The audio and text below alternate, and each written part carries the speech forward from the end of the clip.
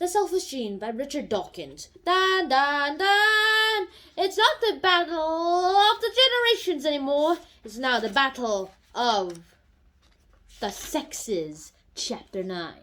Boo. So, battle of the sexes. How do you actually think you would respond to that? Well, obviously they would have parent and children relationships too. However, it could mainly mean here is the men and the women we're talking about here. Parents and children have lots of things, and the selfish gene actually codes them to do this and to do a particular thing and that. However, males seem to be choosing females, and females can't afford to be choosy sometimes because eggs are limited, while men's sperms are somehow infinite. At least seemingly infinite, so men can have as many babies as they want, while women can only have a set amount of babies at once. And that's pretty important for some people to actually think about if they want the maximum babies and the maximum raise rate they want. Yeah. However, people and natural selection seems to be able to favor females that seem to be able to have a see through the deception of kids. Now, let me explain here. Kids seem to be able to do lots of things to do deception against their moms.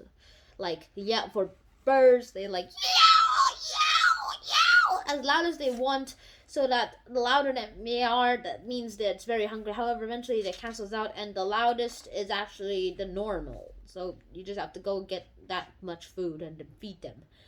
However, sometimes prior to investment, there are lots of things that females can see. Some females able to see through deception and how they're going to know and how they're going to feed their children. However, lots and lots of things seem to be happening. And one more thing here is that hybridization might be a bad idea for these guys.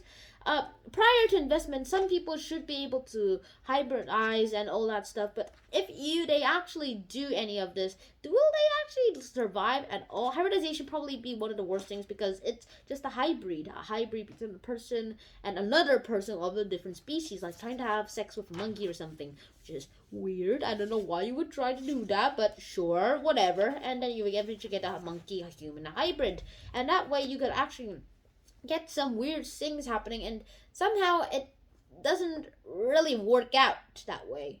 So what would you do? Personally, I would just invest a lot into it.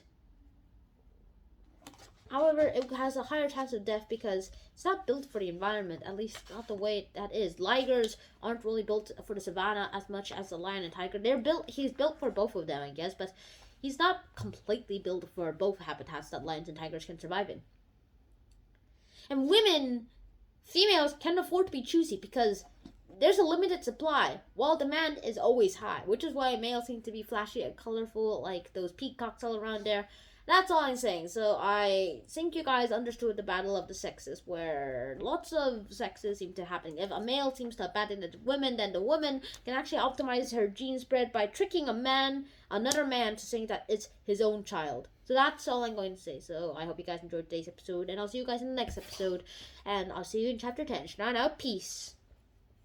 Ba ba ba baby boo baby boo baby ba boo ba ba ba boo ba baby.